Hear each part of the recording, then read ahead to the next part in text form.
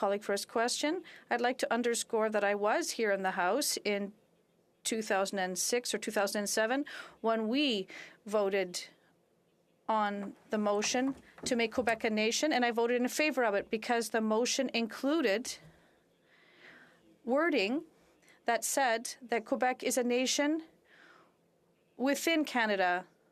And unfortunately, the wording was not in the Bloc's motion. I don't know why, but the wording wasn't there. Thank you, Madam Speaker.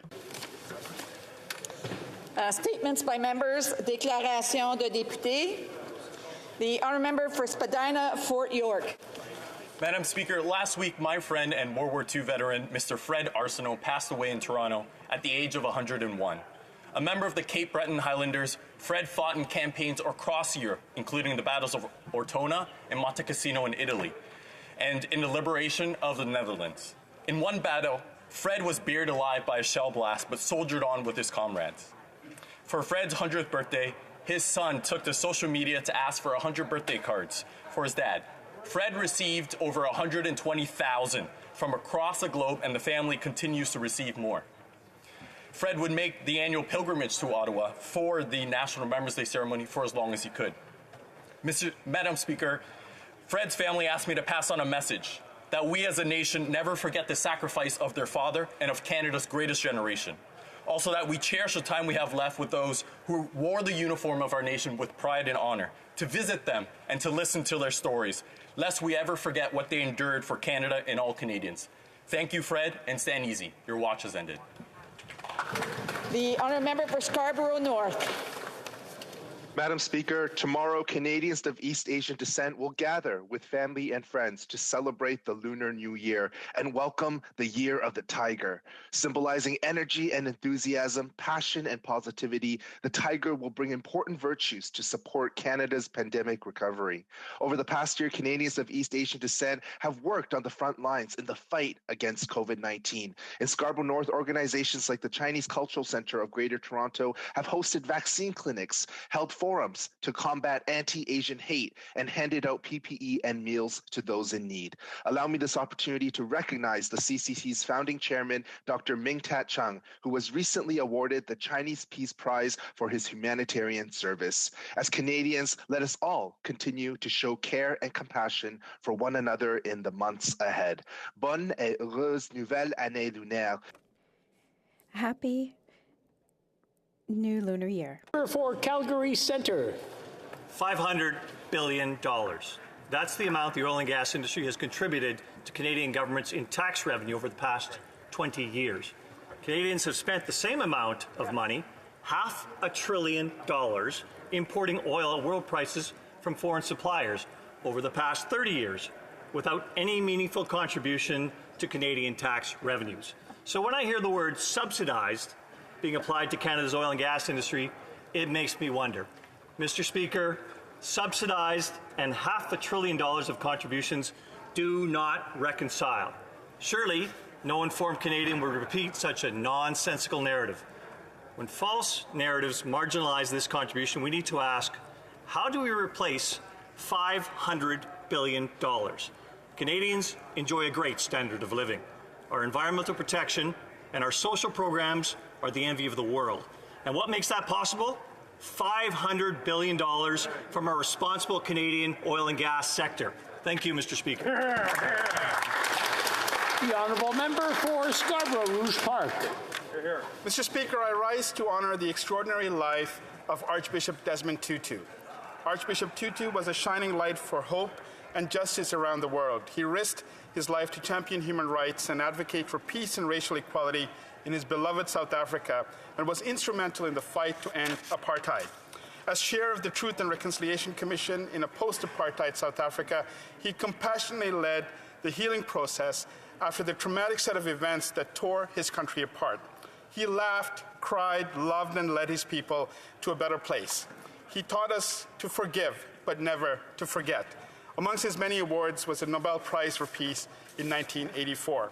On a personal note, as we mark the end of Tamil Heritage Month in Canada, I want to recognize and thank Archbishop Tutu for his unwavering support of the Tamils' right to self-determination and his solidarity towards all oppressed peoples around the world. Thank you, Archbishop Tutu. L'honorable député de Mont... The Honourable Member for Montcalm. Monsieur le Président, nous sommes au cœur de la Semaine nationale. Mr. Speaker, this is National Suicide Prevention Week, and it's more important than ever to talk about it. As we are all going through a difficult time together, talking about suicide saves lives. We are all at wit's end, all of us. Isolated seniors, people living alone, our children who are making so many sacrifices, our caregivers. But we must remember that we are in this together. We are not alone. Mr. Speaker, public health restrictions are being lifted to a certain extent this week. We are going to get to the end of winter again.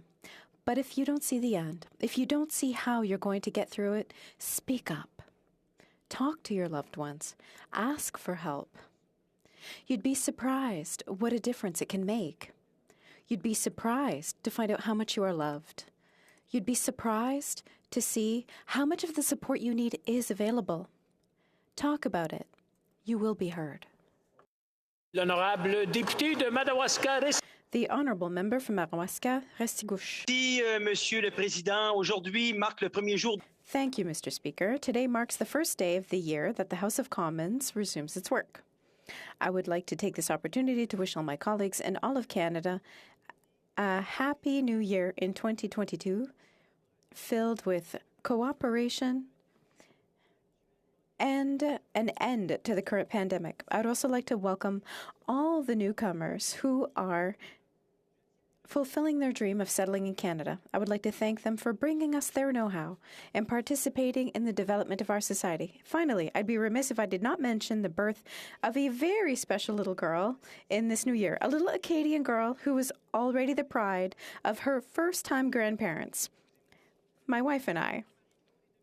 To the parents, Marie-Claude and Dominique, congratulations on your first child. And to little Maëve Savoie-Arsenault, as well as all the children of Canada, we can only wish you a bright future in this beautiful and vast country, and that you will, in turn, be able to make of Canada a country that matches your dreams. Thank you. Honourable Member for Edmonton West.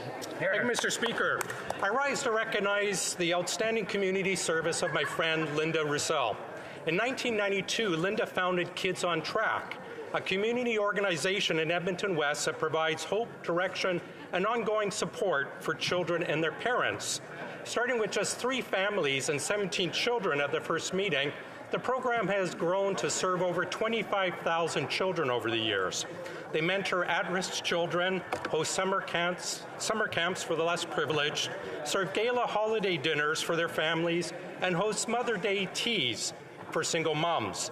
Linda recently retired as executive director after 3 decades of service to families.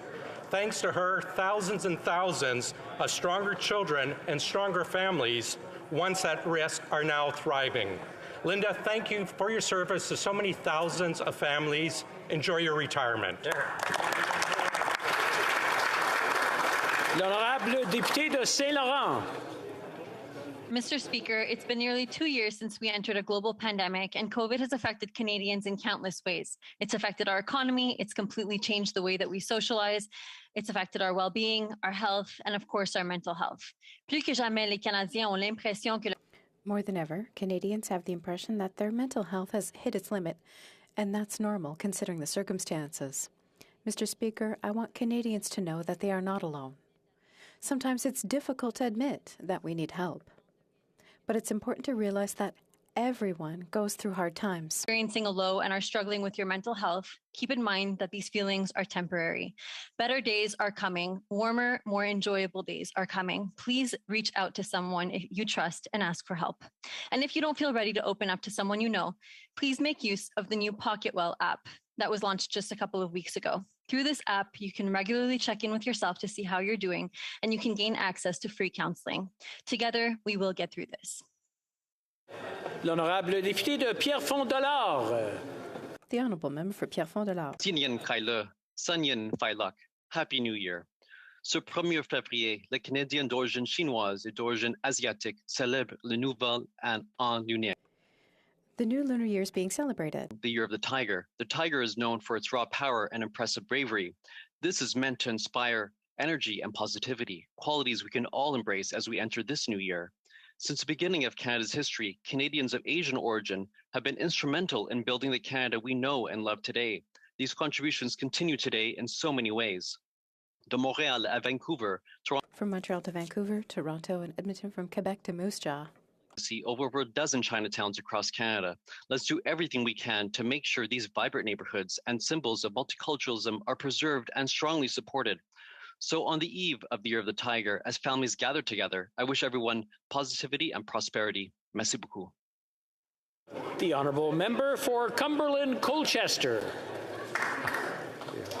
It's January 19th, the sun is shining, but the temperature's a chilly minus 18 degrees in the community of Spring Hill in my great riding of Cumberland Colchester. You see a little black cat outside in your backyard, and you say, I'm going to go out and greet my furry little friend. What started as an innocent encounter turned into an heroic event when 13-year-old Nolan Smith and his 19-year-old brother, Nicholas, acted quickly to save an elderly neighbor who had fallen outside in her backyard. Nolan was the first to notice the distressed woman lying next door. He alerted his brother, and they both went to her aid. They helped her into her home and proceeded to warm her up.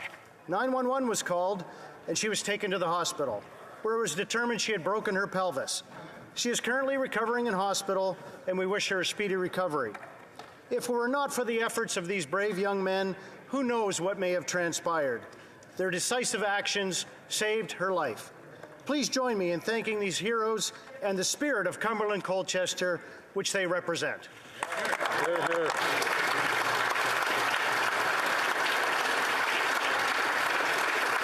L'honorable député de Nickelbelt. Mr. Speaker, I'd like to thank all MP constituent staff across the country, including my team in Nickelbelt, for helping older adults. There are many benefits in support of financial well-being of people aging. That's why last week, MP for Sudbury and I hosted an online information session for local older adults. I want to thank Barb, Sherry, Bob, and the entire Greater Sudbury Advisory Panel, representing over 110 organizations and the hundreds of dedicated volunteers. Merci aux nombreux bénévoles communautaires. Thank you to the many community volunteers who help our seniors. Thank you to the Azilda and Chelmsford, Hanmer, Onaping Falls, Killarney, Gogama, St. Charles, Lions Club, Richelieu, and Legions who support seniors. Thank you to First Nations in Wanapete, Matagami, and elsewhere. Thank you for helping to reach out to isolated seniors. I encourage you to go and support a senior. The Honourable Member for Kenora. Mr. Speaker, last week a report by the Canadian Medical Association Journal linked substandard housing in remote First Nations to health problems in children. Overcrowding, poor ventilation, structural damage and mold are far too common in housing on First Nations in northwestern Ontario. Children living in these homes were found to have high rates of respiratory illnesses and hospitalizations, Mr. Speaker. It's something that Indigenous leaders and community residents have been saying for years, and it's why Canada's Conservatives have been advocating for immediate action to end this housing crisis. Today I want to echo the report's calls to increase the housing stock and improve existing homes in First Nations, as well as its calls for action on food insecurity, unsafe drinking water, and the need to create economic opportunities on reserve. Mr. Speaker, Indigenous communities have been neglected and underfunded for far too long. The government must take action now.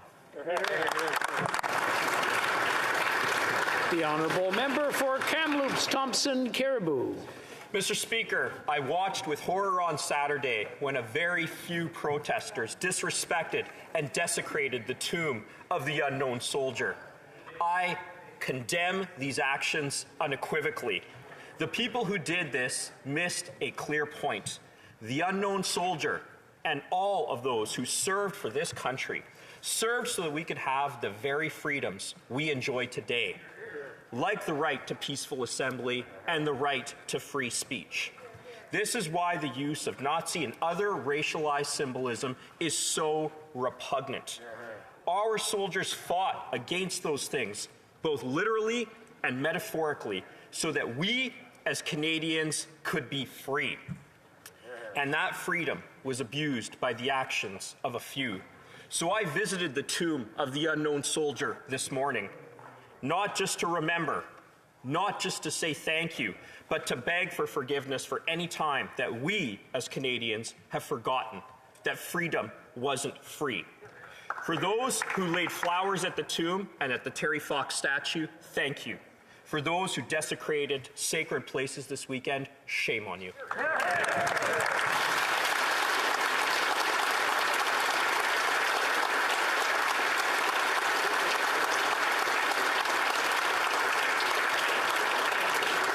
The honourable member for Parkdale High Park. Mr. Speaker, the situation on Ukraine's eastern border is simply unacceptable. Let's be clear. Russia under Vladimir Putin is the aggressor here. It is Russia that invaded Crimea and illegally annexed it in 2014. It is Russia that invaded the Donbass and has been waging war against Ukraine for the past 8 years. And it is Russia that is engaging in cyber warfare and has unilaterally amassed over 100,000 troops on Ukraine's border. This Russian troop buildup must stop. Canada will remain steadfast in its support of Ukraine's sovereignty and its territorial integrity. This means protecting Ukraine's unfettered right to seek access to NATO, to defend its own borders, and to build its economy. This is why 2 of our cabinet ministers have been in Kiev in the past 14 days. This is why we have delivered over $120 million in sovereign loans to Ukraine, and why we've not only renewed but expanded Operation Unifier. Any further Russian invasion into Ukrainian territory will be met with sanctions, economic sanctions. We will not waver in our defense of Ukraine. Slava Ukraini! The honourable member for Algoma, Manitoulin, Kapuskasing. Mr. Speaker, I rise to pay tribute to an extraordinary individual who left us suddenly on January 10th while working from home. Jamie Burgess was my legislative assistant.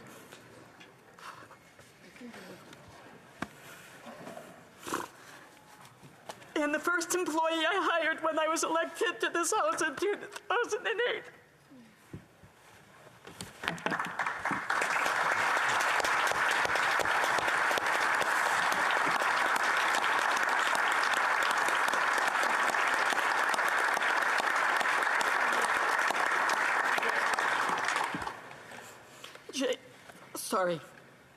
Jamie was a mainstay on Parliament Hill for over 20 years, having worked for the likes of former NDP MP Ian Angus, Rob Murphy, and Bill Blakey. His aptitude and experience always left us in awe. Jamie was opinionated, generous, and eager to share his knowledge and talent. His colleagues and friends and family appreciated openness, dedication, quirky sense of humor, and his passion for life. We are all devastated by his passing, and our hearts go out to his family, who he cherished so much. On behalf of my team and NDP colleagues, I extend our deepest condolences to the love of his life, Kim, and his sons, Owen and Darcy, whom he was so proud of.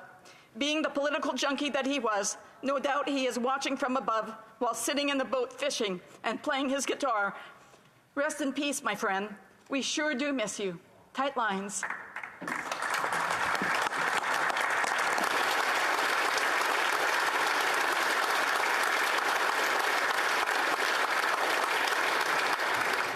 L'honorable député de Laurentides-Labelle. Monsieur le Président, aujourd'hui... Mr. Speaker, today I would like to honor a great historian and an educator who never ceases to tell us the history of the Laurentians. Michel Allard was born in Montreal, across from Parc La Fontaine. At the age of 81 today, he's still very active. He lived in my riding of Laurentides-Labelle for 44 years. He has written more than 30 books, both historical and educational, and he taught for 37 years. Since his retirement, he continues to reveal our history through many television shows broadcast on Nous TV, Cogeco's community television. His most recent series is Mémoire du passé, or Memory of the Past. It's the history of 32 municipalities, Val-David, Laminaire, Saint-Sauveur, Sainte-Adèle, Mont-Tremblant, and 28 others. These programs are considered to be an important contribution to the popularization of our history. Mr. Allard, thank you for your work, and long life to you. The honourable member for Leeds, Grenville, Thousand Islands and Rideau Lakes. Under this Liberal Prime Minister, the price of everything has gone up. The cost of basic necessities for life in Canada, like home heating, groceries, gas, have all skyrocketed at rates we haven't seen in 30 years. Well, the Liberals have been blaming everything under the sun for soaring prices. They only have to look in the mirror to find the culprits. When the Liberals formed government, the average price of a home was $434,500, and now it's $811,700. That's over 85% inflation in just 6 years under this Liberal Prime Minister. Now we have the second most inflated housing bubble in the world. People in my community, they're feeling the pinch. Young people, working class Canadians, and the poor have all had their dreams of home ownership stripped away by a silver spoon-fed and out-of-touch Prime Minister. The Prime Minister has made life unaffordable. So when you empty your bank account buying groceries or gas, remember that it's just inflation. The honourable member for Mississauga, Erin Mills. Mr. Speaker, 5 years ago, an act of hate took the lives of Ibrahima, Mamadou, Khalid, Abu Bakr, Abdul Karim, and Azzedine in Quebec City. 7 months ago, another act of hate took the lives of the Afzal family in London, Ontario.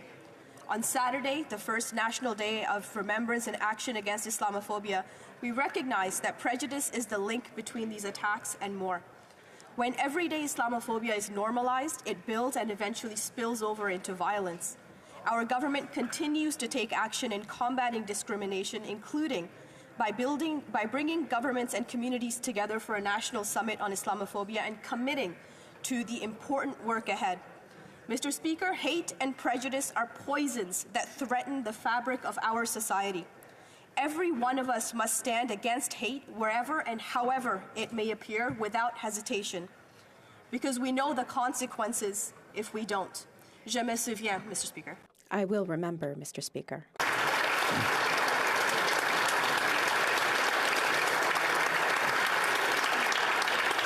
Oral questions. Question orale. The honourable Leader of the Opposition.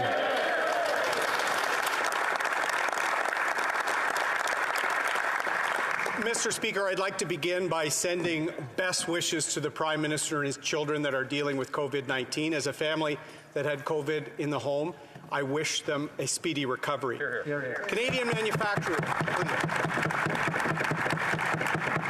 manufacturers, the Federation of Independent Business, the Chamber of Commerce, the Conservative Opposition, thousands of truckers for over a month have proposed solutions to the trucking shortage in Canada and the supply chain crisis, Mr. Speaker.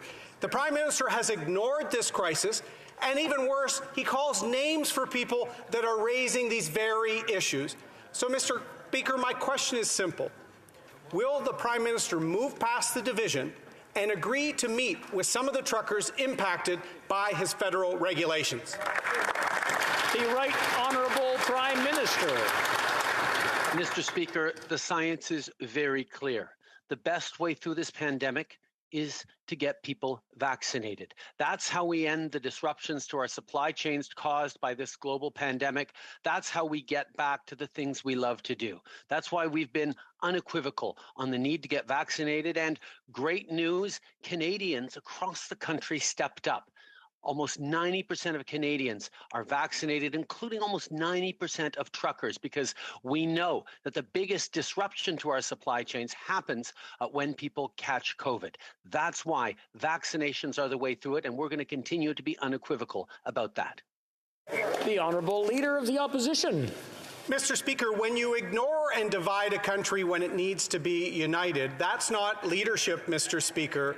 The Prime Minister knows that the voices of a few don't represent the millions of Canadians who are worried. Millions of Canadians over 2 years have seen their lives upended, their children's mental health impacted, businesses fail, Mr. Speaker, the nation being stretched in our social fabric. Vaccines are critically important, but as the Prime Minister's own COVID diagnosis demonstrates after 3 vaccinations, we have to use all tools, Mr. Speaker, to get our life back to normal. When is life getting back to normal, Mr. Speaker? Right Honourable Prime Minister. I know, and all Canadians know, how frustrating it is to have to deal with this pandemic for now 2 years and ongoing. But Canadians also have never been so united in stepping up. Almost 90% of Canadians have been vaccinated. And that means they are protecting our frontline health workers. They are making sure that we're getting through this as best we possibly can. It is that unity of Canadians, that nature that we have of being there for each other that has been on such display through this pandemic. Yes, there are people who are still hesitant, and yes, there are people. Leader of the opposition. Monsieur le Président, depuis plus d'un mois. Mr. Speaker, for more than a month, the Chamber of Commerce, the Conservative opposition, and thousands of Canadians, among others, have been asking for fairer policies to fix the trucker shortage and the supply chain issues. The pandemic has changed now that we're 2 years in, with vaccines, rapid tests, and other tools. What is the Prime Minister waiting for before using all necessary tools to help us get back to a normal life? The Right Honourable Prime Minister, we all agree that we want to end COVID. We are all exhausted from COVID-19. That is why we want to use our best tool available, vaccines. Unequivocally, people need to get vaccinated to protect themselves, to protect our healthcare workers, and to get the economy and our supply chains back on track. We are also using other tools, but the best tool is vaccines, and that is what we are putting forward, unlike the Conservative opposition. The Honourable Leader of the Opposition. Ukraine is an important friend and ally to Canada. Our friends in Ukraine are facing the risk of a Russian invasion as Russian troops gather at their border. Ukrainians have seen this story before, Mr. Speaker, in Crimea. Other NATO allies are delivering the military aid that Ukraine is requesting to help defend themselves. Why won't this Liberal government answer the call from our friends in Ukraine? The Right Honourable Prime Minister. That's exactly what we've done in standing up for Ukraine unequivocally, not just right now, but have been for the past many years. In my numerous conversations with President Zelensky, in the engagements that our ministers have had in the region, we have been listening to Ukraine in terms of what they most need. Obviously, we need to continue the extraordinary trading mission that Canadians have been part of for many, many years, and even increase it. And also, we continue to deliver the aid, whether it's monetary or military, that they need. The Honourable Leader of the Opposition. Monsieur le Président, l'Ukraine est l'une des amies. Mr. Speaker, Ukraine is one of Canada's friends and allies. Our Ukrainian friends are facing the risk of a Russian invasion at the border. Other NATO allies are providing the assistance requested by Ukraine. We need to help Ukraine to avoid the scenario we've seen in Crimea. Why isn't this Liberal government responding to Ukraine's requests? The Right Honourable Prime Minister. On the contrary, Mr. Speaker, we are responding to the requests of our Ukrainian friends. We will always stand with them against Russian aggression. That is why we have expanded and extended the unified mission to train Ukrainian forces. And that is why we have also sent $120 million in assistance, and we are also doing what President Zelensky and others have requested. The Honourable Member for La Prairie. Mr. Speaker, you would have to have your head in the sand to not see that things are degenerating. Downtown Ottawa is closed. The bridges are closed. Members elected by thousands of Canadians and Quebecers are having a hard time getting to Parliament. Millions of people, rather. There are thousands of people, mainly truckers, but also others with other concerns who are protesting. But the problem is that these measures are necessary to get out of the pandemic. This is an impasse, Mr. Speaker, and we cannot afford to stay in this situation. What will the Prime Minister do to end this crisis? The Right Honourable Prime Minister. Mr. Speaker, we will, of course, always support people's right to protest against government policies, but we will also be extremely firm in standing against violence and hatred, which we have also seen in this protest. The police services are there to protect people as much as possible. But what we really need is for people to go home. Their message has been heard, and we will continue to use vaccines to help people. The Honourable Member for La Prairie. Mr. Speaker, it is not just the protesters who are at the end of their rope. Everyone is. Healthcare professionals are at the end of their rope. People who are alone during the holidays. Sectors of our economy who don't see the light at the end of the tunnel. People are exhausted, Mr. Speaker. We understand why people are angry and frustrated. But everyone knows that hatred is not the solution. But repeating that doesn't actually get us anywhere. What will this government do concretely to get us out of this crisis? The Right Honourable Prime Minister, we will continue doing what we've done from the very beginning. We will be there to support Canadians and do whatever it takes for as long as it takes. We will be there with vaccines. We have sent a large amount of support to provincial healthcare systems. We have supported seniors, workers, and others who are vulnerable. Our government was there with $8 out of $10 spent to help Canadians throughout the pandemic. And we will continue to be there with solutions, principally vaccines, to help us get through this crisis. Thank you, Mr. Speaker. We saw some really hateful and disturbing images coming out of the convoy in Ottawa this past weekend. We saw the Nazi flag being flown, the Confederate flag being flown. And instead of denouncing and making it clear that this type of hate has no place in Canada, the leader of the official opposition and his Conservative MPs left the door open to this type of hate in Canada. What is the Prime Minister going to do to tackle the rise of online hate so we can build a better future for our kids? Right Honourable Prime Minister. I thank the leader of the NDP for bringing up this important issue. Obviously, like him, we vigorously condemn the hatred, the intolerance that we've seen in the streets of Ottawa over the past number of days. We know all Canadians are frustrated, all Canadians are tired of this pandemic, but the vast majority of Canadians know that listening to science, getting vaccinated, continuing to be there for each other with respect and openness is the best and really only way through this pandemic. That's what we'll stay focused on. Honourable Member for Burnaby South. On a vu des images. Mr. Speaker, we have seen hateful images coming out of the convoy this weekend. Instead of clearly denouncing them, the leader of the opposition and his Conservative MPs have left the door open to that type of hate. What will the PM do to tackle the rise of hate, online hate, and what will he do to build a better future for our children? The Right Honourable Prime Minister.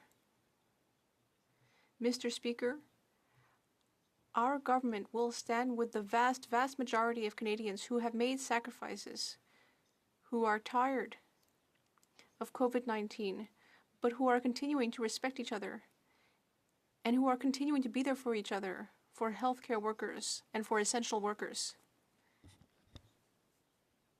Those are the people who are showing us how we will get through this pandemic, and we will focus on them. The Conservative Party will need to reflect on how it's been showing irresponsible leadership these days. Hills. Mr. Speaker, the government of Ukraine has requested lethal defensive weapons from this government. Many of our allies, including the United States, the United Kingdom, Poland, and the Czech Republic, all have granted this request and have supplied lethal defensive weapons. The Prime Minister has refused this request. Why? The Honourable Minister of Foreign Affairs. Thank you, Mr. Speaker. When I was in Ukraine a week ago, President Zelensky made one ask: to make sure that we would help by offering a sovereign loan to the Ukraine government to make sure to deal with economic instability. 3 days later, we provided $120 million in sovereign loan. What I heard from the National Guard on site in Ukraine is they needed more support in terms of military training. A week later, we extended and expanded Operation Unifier. The Honourable Member for Wellington, Halton Hills. Mr. Speaker, diplomacy not backed by credible threats of the use of military force is nothing more than empty talk and rhetoric. Canada should be joining our other democratic allies and working in a multilateral fashion with our NATO partners to grant Ukraine's request and provide lethal defensive weapons. When will this government quit being so naive about its foreign policy and ensure that it counters the threats coming from authoritarian regimes like Russia? Minister. Mr. Speaker, we're steadfast in supporting Ukraine's sovereignty and territorial integrity. Let me quote NATO Secretary General Stoltenberg. Canada is one of the lead countries in NATO when it comes to providing support for Ukraine. He also said there are not many countries at equal level of efforts doing as much as Canada. We will continue to work with our NATO allies and make sure that the situation de-escalates. L'honorable député de Louis Saint-Laurent.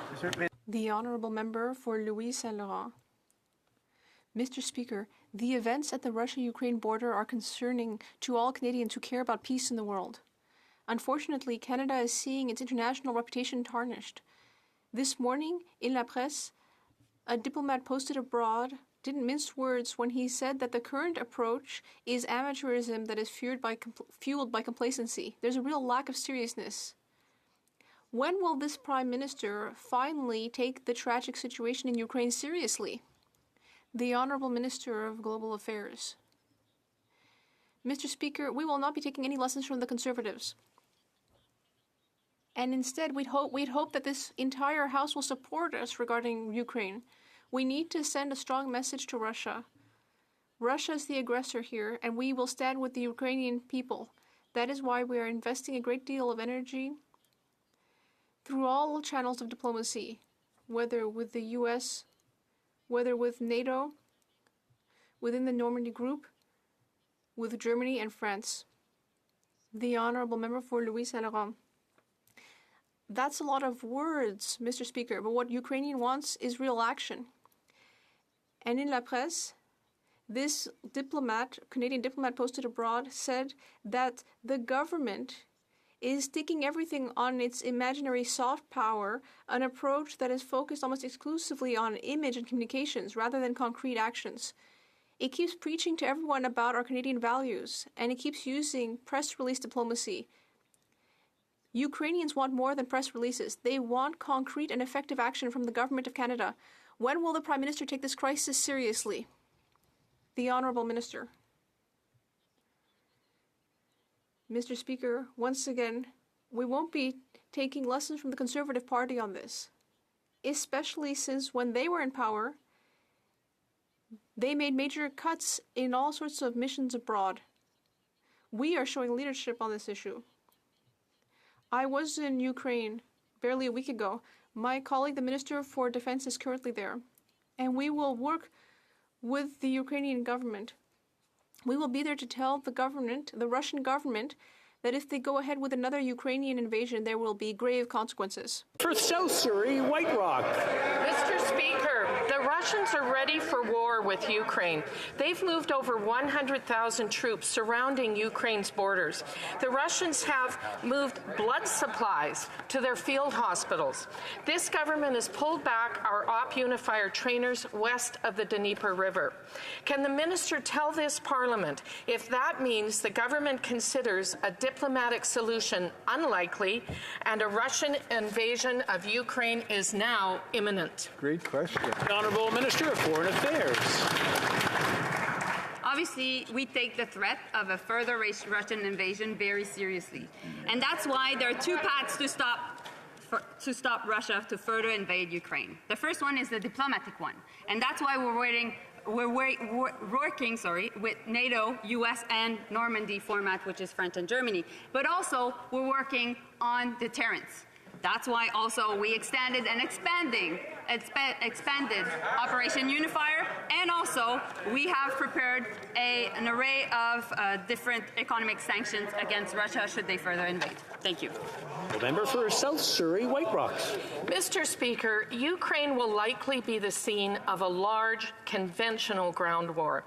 We have watched this Russian military buildup in Belarus, Russia, Donbass, and Crimea since the Russians have had exercises last September. The government had months to prepare a robust military aid package to Ukraine. When will the Minister of Defense when will the Minister of Defense provide the lethal weapons that Ukraine needs now?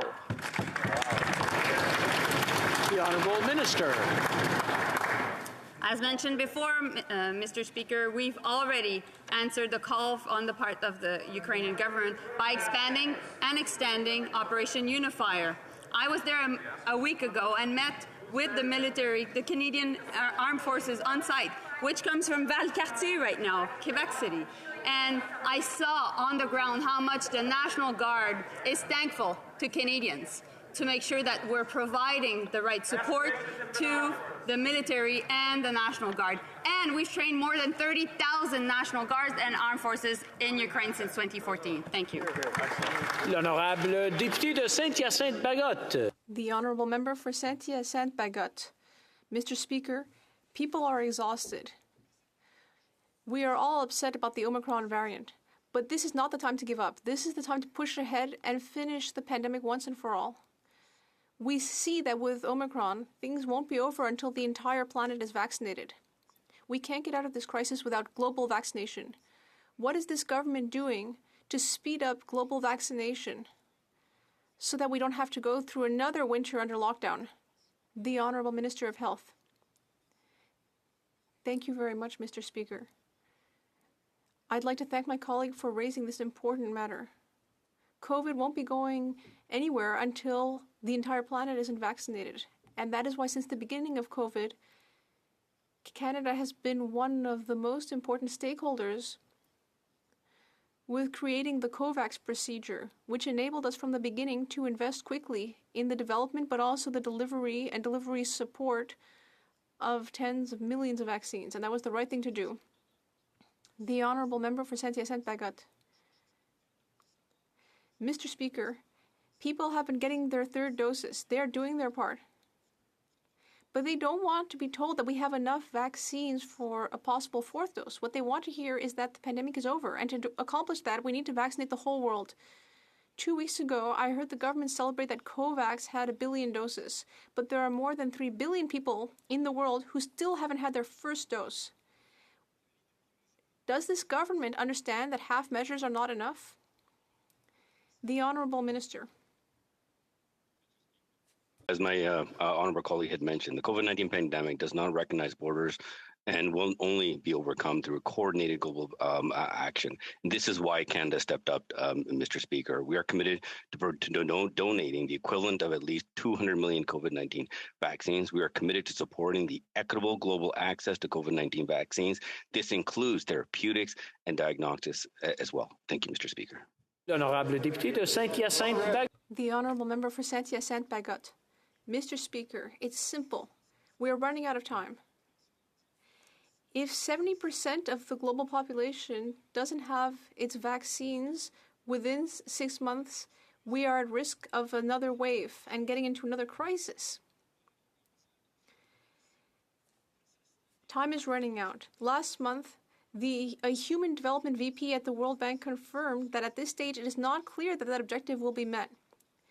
Currently, the world vaccination campaign is moving towards a failure. What will Canada do to fix the situation now to finish this pandemic once and for all? I'd like to get an answer, please.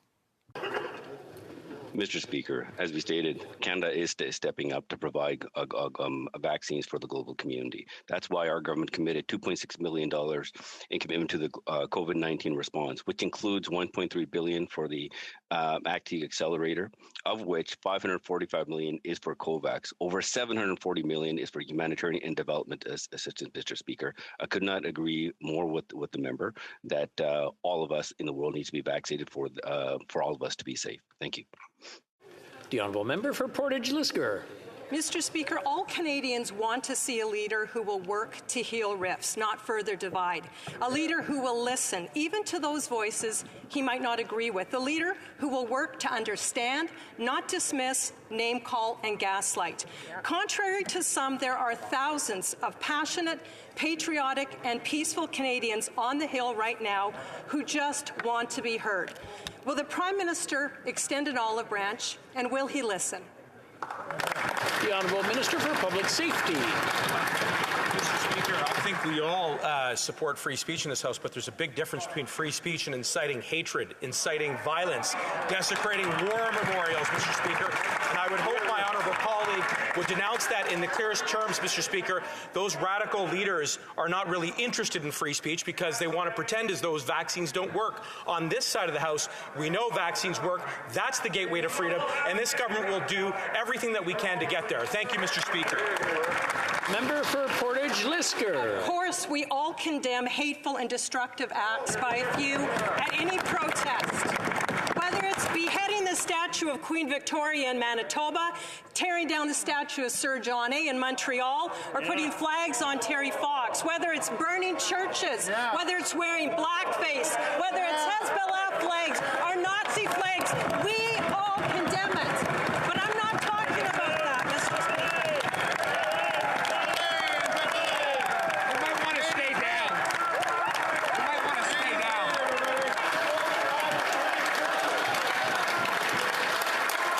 The Honourable Minister of Public Safety.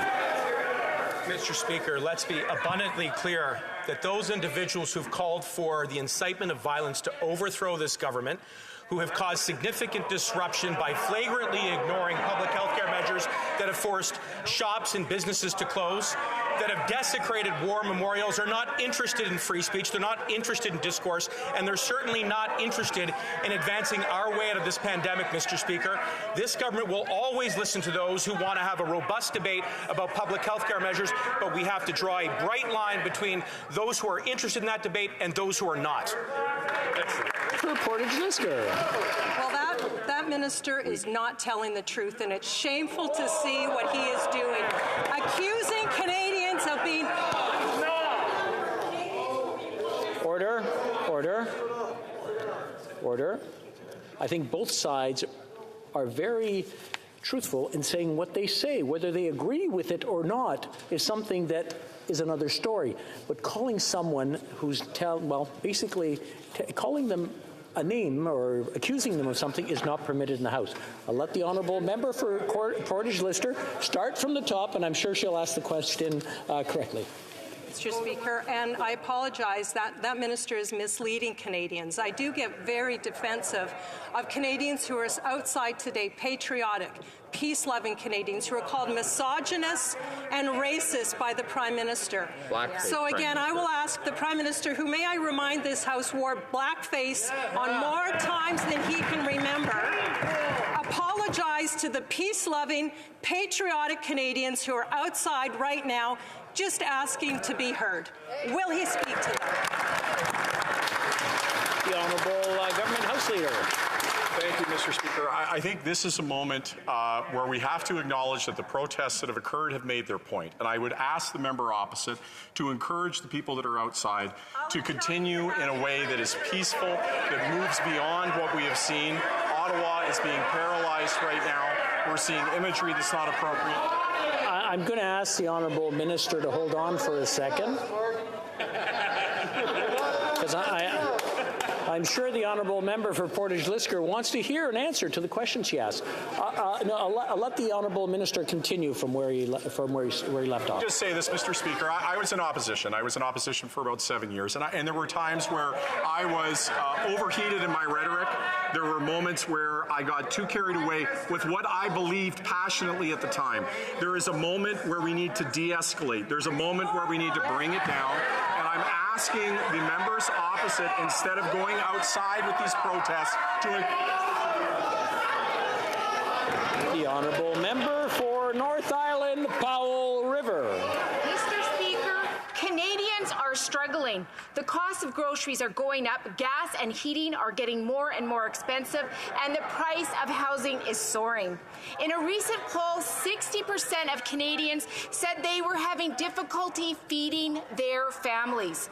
Liberals are not making it better for Canadians, especially vulnerable seniors who are being told that they must wait months longer for their GIS payment. When will this government help hardworking Canadians who are struggling every day just to get by? The Honourable Deputy Prime Minister. Mr. Speaker, I would like to thank the member opposite for her important question, and we absolutely appreciate that there are many Canadians, particularly vulnerable seniors, facing affordability challenges.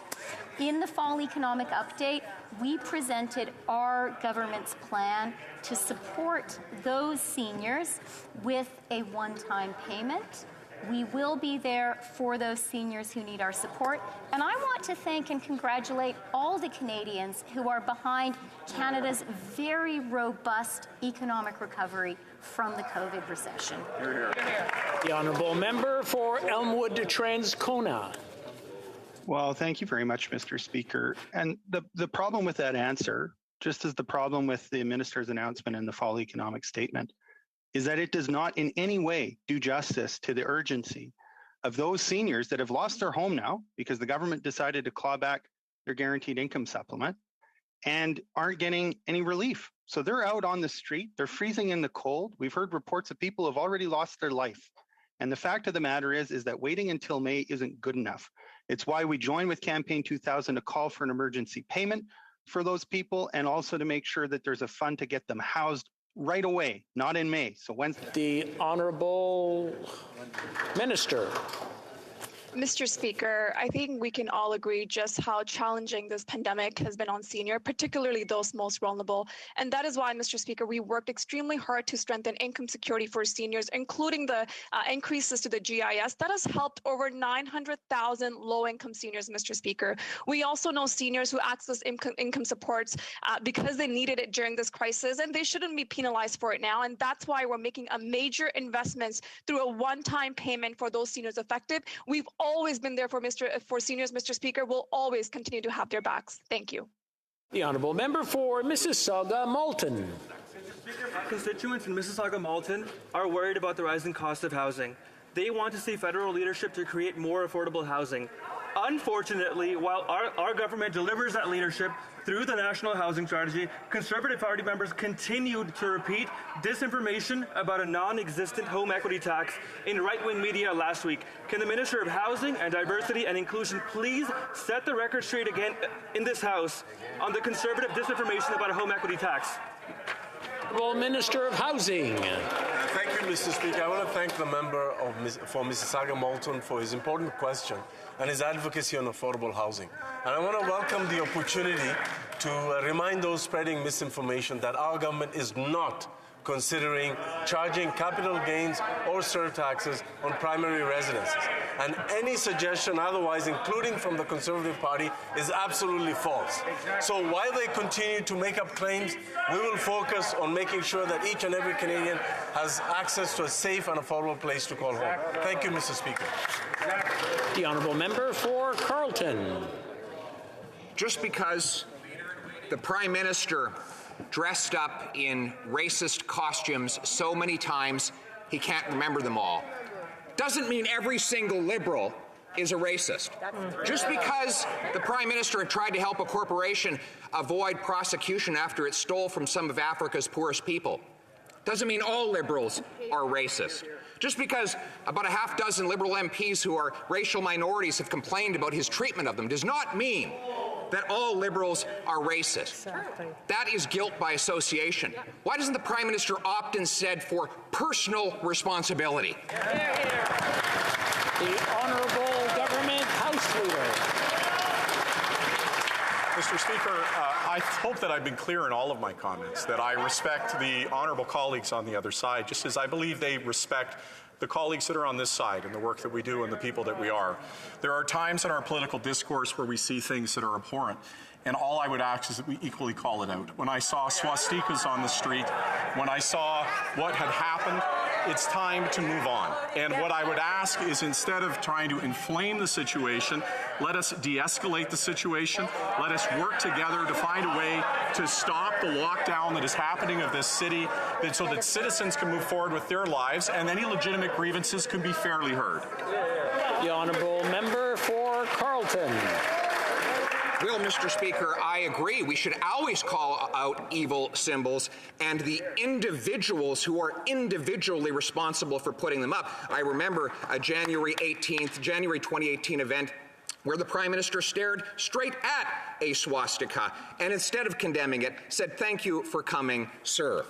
We on this side condemn evil symbols whenever they are used. I do respect that member. I just wish his government would respect the thousands of people who are fighting for their livelihoods right now, who are trying to do the best to get this country back on track. The Honourable Government House Leader. We are in a time of global crisis, a time when so many are being adversely affected by this pandemic, and our hearts go out to every one of them.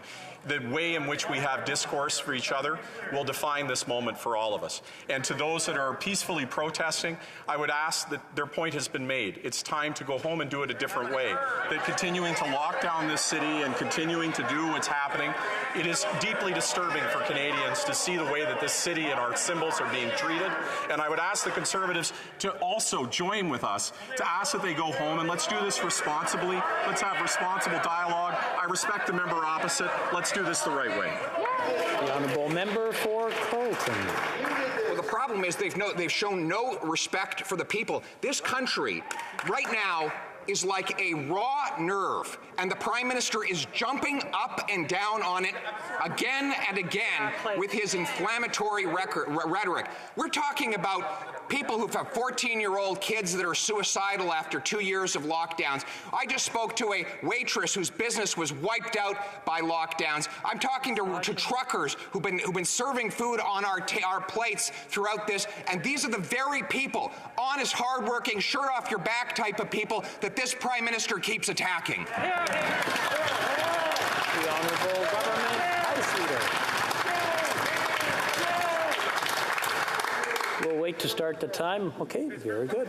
Please go. Mr. Speaker, again, I encourage the member to just think about, if he's talking about de-escalating and having civil discourse, his tone and how he's approaching this issue. This is a time that is incredibly delicate. We are in a moment where there is a raw nerve that is being touched. How we talk to each other, Mr. Speaker, how we deal with one another. I'm going to interrupt the Honourable Government House Leader and just wait till everything calms down a moment, and then I'll let him start from the top, because I'm sorry, I didn't have a chance to hear it all, and I'm sure the Honourable Member from Carleton asked a question he wanted an answer to, and he wants to hear it, and we're just not hearing anything because of the noise. The Honourable Government House Leader, please proceed. I have an instinct, and that instinct is that Canadians expect us today, when they're seeing what's happened over this weekend, to watch the dialogue in this chamber be as respectful as possible, for us to dial down our rhetoric and our language, for us to engage in one another and find an off-ramp from the escalation that has occurred, because this is not healthy. In a healthy democracy, we have respectful debates that don't involve some of the things that we've seen. And all I'm asking for is for us to engage in a constructive way. So if we could attempt in this place, in this hour, to be equal to that, I hope that we can move forward on that basis, Mr. Speaker. Well, member for Carleton. Well, I couldn't agree more. And Mr. Speaker, I was out at an overpass as the truckers went by, and what I saw were cheerful, patriotic, optimistic Canadians who want their freedom back and want their livelihoods back. And they're standing up for their fellow Canadians, the 60% of families who fear they can't feed themselves. The 28-year-old kid living in mom's basement because he can't afford a home. The small businessman wiped out by endless lockdowns by incompetent politicians. These are the people that are standing up and fighting for their livelihoods and their freedom. Why won't the government finally stand with them? The Honourable Government House Leader. I have a fundamental difference, Mr. Speaker. I have a fundamental difference, and that is that I don't believe that my enemy is across the aisle. I believe that our enemy is this pandemic, and that our enemy is ending this pandemic and getting everybody to get vaccinated and to move forward in a way where the concerns that he's talking about, being affected by a global crisis, means that they are supported. This is a time of collective trauma. It requires us to be compassionate, to work with another, and understand that our common enemy is the virus and not one another. Yes. The Honourable Member for Lac-Saint-Jean. Mr. Speaker, Friday will be the opening ceremony of the Beijing Olympics. The whole world will be celebrating the greatness of China while it's committing genocide against its own people, the Uyghurs. Mr. Speaker, we should not blame the athletes. They are not the ones who decided to encourage the Games to be held in China. It's this government. Can this government at least have the courage to finally recognize that what is happening in China is true and that the Uyghur people are being subject to genocide? The Honourable Minister of Sport. Mr. Speaker, I'd like to thank my colleague for his question, which allows me to speak for the first time in this House, and thank the constituents of my riding. Mr. Speaker, the decision whether to participate in the Olympics or not in China was first and foremost up to the Olympic Committee and the Paralympic committees. Athletes in other countries as well have decided to send their athletes to participate in the Chinese Olympics. The government sent a clear and coherent message. We've always defended this. We are in favor of democracy, and that is why, in cooperation with our allies, we are not sending an official delegation to China. The Honourable Member for Lac-Saint-Jean. Mr. Speaker, it's curious. Canada is participating in a diplomatic boycott of the Games, but they're not even able to tell us why. They don't have the courage to tell us because China is committing genocide against the Uyghur people. They don't want us to investigate this. They don't want us to delay or move the Games. They accepted diplomatic boycott, but they refuse to tell us why. Is this what the Prime Minister had in mind when he told the world that Canada is back? Is that what he meant by that? The Honourable Minister of Foreign Affairs.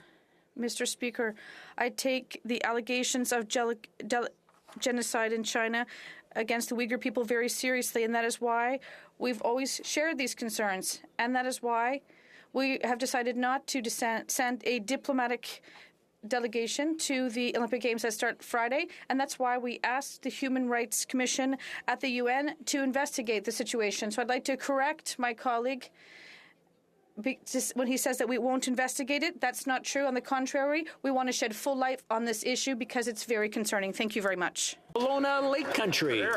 Mr. Speaker, last month the Associate Finance Minister said that when it came to payroll tax hikes, that, quote, businesses can afford this. How completely out of touch is this comment with small businesses, considering they went ahead with these tax hikes despite 30-year record high inflation rates? We have to assume this government believes that businesses can afford these as well. So to the Minister, how historically high do inflation rates have to be before this government stops increasing taxes on small businesses? The Honourable Deputy Prime Minister. Mr. Speaker, when it comes to supporting small businesses, it is a bit rich of the Conservatives to presume to offer our government any advice at all. After all, before Christmas, when the Omicron wave was rising, it was these Conservatives who opposed Bill C-2, a bill which included a lockdown insurance policy for small businesses and Canadians. The Conservatives voted against it. Thank goodness they failed. Otherwise, our small businesses today would have no support. The Honourable Member for Hastings, Lennox and Addington. Mr. Speaker, record inflation, coupled with this government's brutal GIS clawback, has financially crippled many of Canada's hardworking seniors, forced to spend their golden years in the labour market just to make ends meet. Our vulnerable seniors need to know that Ottawa is listening. That is why our Conservative opposition called on this government to reverse the CPP tax hike. Mr. Speaker, When will this government stand up, rise up, lean in to Canada's hardworking seniors and help them meet their basic... Honourable Minister. Mr. Speaker, seniors have worked all their lives and they deserve to feel safe and financially secure later in their life. That is why, Mr. Speaker, our government is delivering on our promise to increase the OAS by 10% for those 75 and older, strengthening the support for all Canadians later in life. Since 2015, Mr. Speaker, we have restored the age of eligibility for OAS to 65. We have increased the GIS for single seniors and strengthened the CPP. During the pandemic, we provided direct and immediate support for seniors, Mr. Speaker, and as always, we will be there for them. The honourable member for Brantford-Brant. Mr. Speaker, with inflation reaching a 30-year high, the government continues to hurt Canadians with its poor economic policies. Nearly 60% of people are finding it difficult to feed their families. And if that's not bad enough, the government raised its CPP tax on Canadians, an extra $700 coming out of families' paychecks. Now, this may mean nothing to this Prime Minister, but it matters to everybody else. When will the government reverse its CPP tax and stop penalizing hardworking families? The Honourable Deputy Prime Minister. Mr. Speaker, the Conservatives continue to irresponsibly perpetuate a false economic narrative and talk down the Canadian economy. The reality is that Canada is resilient and our economy is robustly recovering from the COVID recession. In Q3, our GDP grew by 5.4%. That was beating the US, Japan, the UK, and Australia. We have recovered 108% of jobs lost to the pandemic, compared to just 84% in the US. And we had, in November, a trade surplus at a 13-year high, Mr. Speaker. The honourable member for Kings Hants. Monsieur le Président, en décembre... Mr. Speaker, in December, the Minister of the Environment and Climate Change announced a consultation process on our new climate commitments. The Minister also confirmed that he will table, by the end of March 2022, Canada's 2030 emissions reduction plan. Can the Minister inform this House on how our government will build a strong foundation to achieve net zero by 2050? The Honourable Minister. Thank you, Mr. Speaker. First, I'd like to congratulate my colleague for his ongoing efforts to speak French in this House. And our government in the past few years has invested billions in climate change efforts, and there will be many new components in our new legislation, including zero emission efforts, as well as a ceiling on GES emissions. Vaughan. Thank you, Mr. Speaker. Many in Canada's labour force are senior citizens, struggling to get by. Many seniors are forced to work beyond the retirement age, to no fault of their own. The CPP tax hike is added insult to injury to our seniors who have worked hard their whole life. The out-of-control inflation has many working seniors feeling like retirement is a dream they will never have the ability to experience. When will this government reverse the CPP hikes for our seniors? Thank you. The Honourable Minister. Speaker, since 2015, our government has been strengthening retirement support for seniors today and for future retirees. We have built a strong social net and pension system that all Canadians, Mr. Speaker, can be proud of. We have enhanced the CPP, the OAS, and raised GIS for single seniors. That has helped 900,000 low-income single seniors, Mr. Speaker. We're helping investing in services such as $70 million for New Horizons for Seniors program, billions into home care, Mr. Speaker. We're going to make sure that seniors now and into the future have all the supports that they need. Thank you. Member for Edmonton Riverbend. Mr. Speaker, CMHC is a federal agency funded by this housing minister using taxpayer dollars. So recently, CMHC funds a study that determined the best course of action: tax Canadian homeowners more. Now, why should Canadians be concerned about this, Mr. Speaker? because this government continues to float the idea of adding more taxes on Canadian homeowners. On this side of the House, Mr. Speaker, we are 100% against this tax. Why does this minister continue to support the idea of adding more taxes on Canadian homeowners? The Honourable Minister for Housing. It gives me another opportunity to once again state categorically that our government is not considering charging capital gains or surge taxes on primary residences. We've said this time and time again in the House of Commons and in the public sphere. And the party opposite continues to engage in misinformation. We are busy focused on the work of ensuring that each and every Canadian has a safe and affordable place to call home. The Honourable Member for Portneuf-Jacques-Cartier. Thank you, Mr. Speaker. We want our businesses to believe in the future of our country and to invest and continue operating their businesses. Programs have been established to help our entrepreneurs during this crisis, but there are some companies that don't have access to this assistance when they open their businesses in July 2022. They're part of the economic recovery, but nothing is there for them. What is the Minister of Finance going to do to support these entrepreneurs and save their businesses? The Honourable Deputy Prime Minister. Mr. Speaker, once again, I have to stress the hypocrisy of the Conservative Party. We know, well, in terms of small businesses in Canada, we saw the rise in the Omicron wave, and we established measures to help and support small businesses in Canada. The Conservatives were against such measures. I'm very happy to be able to help small businesses, and our government was able to support them against. Mr. Speaker, we know that the vaccine is the best way to end this pandemic and to ensure the security of our communities. Please share with the House the steps our government is taking to safeguard the health of Canadians and Canada's air transportation system.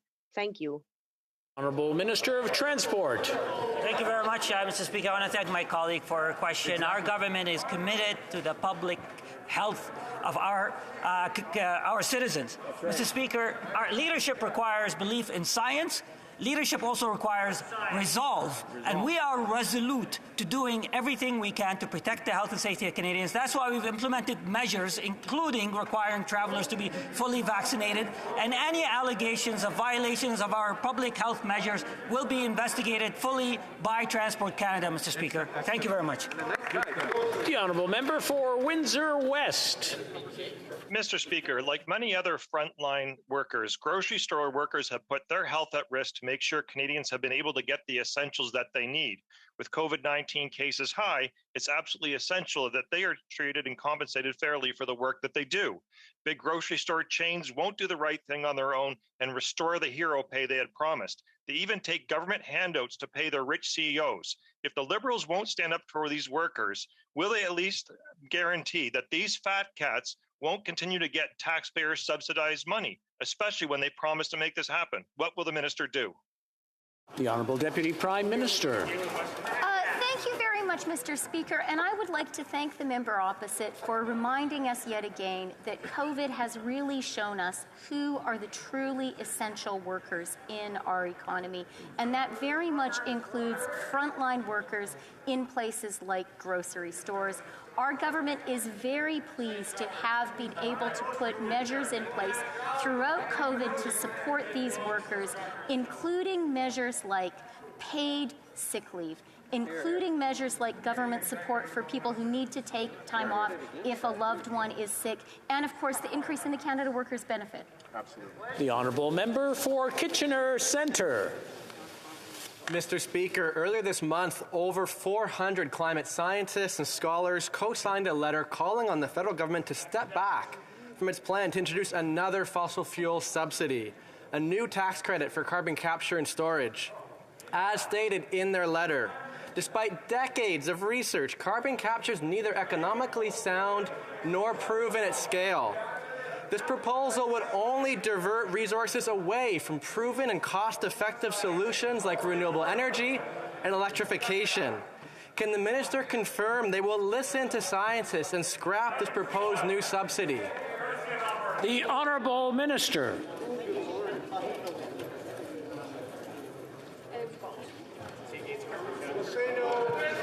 The Honourable Minister of the Environment. Thank you very much, Mr. Speaker, and thank you to my honourable colleague for his question. We have to look at every possible technologies that will help us reduce greenhouse gas, and in fact, when it comes to carbon capture and storage, the IPCC itself produced a report a few years ago looking at this very technology, saying that we might have to do it because we won't be able to reduce our greenhouse gas emissions fast enough to prevent 1.5 degrees Celsius of global warming, Mr. Speaker. Thank you very much. That's all the time we have today. C'est tout le temps que nous avons aujourd'hui pour la période de questions. That's all the time we have for question period today. Did you have a... No? Okay. Good. No point of order. Do you want to give me my...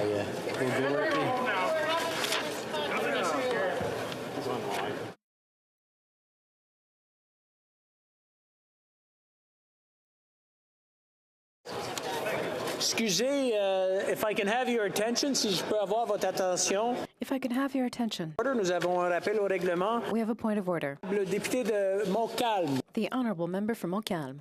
Oui, merci, Monsieur le Président. Yes, thank you, Mr. Speaker. There have been consultations among the parties, and I believe you will find unanimous consent for the following motion. That this House commend the dedication of healthcare workers who have worked tirelessly on the front lines for the past 22 months to administer vaccines and take care of COVID-19 patients. Que tous ceux qui s'opposent à ce que... All those opposed to the motion will please say nay. D'accord. D'accord. Agreed? The House has heard the terms of the motion. All those opposed to the motion will please say nay. Adopté. Carried.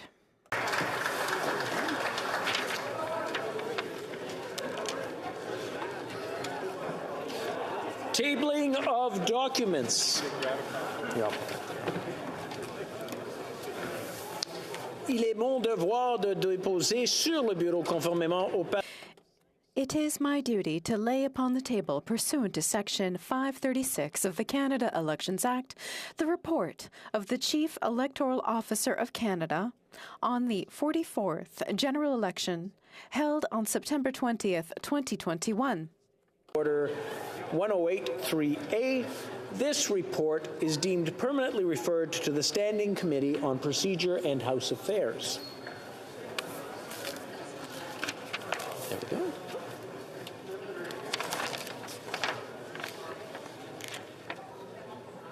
Tabling of documents. The Honourable Parliamentary Secretary to the Government House Leader. Yes, thank you, Mr. Speaker. Pursuant to Standing Order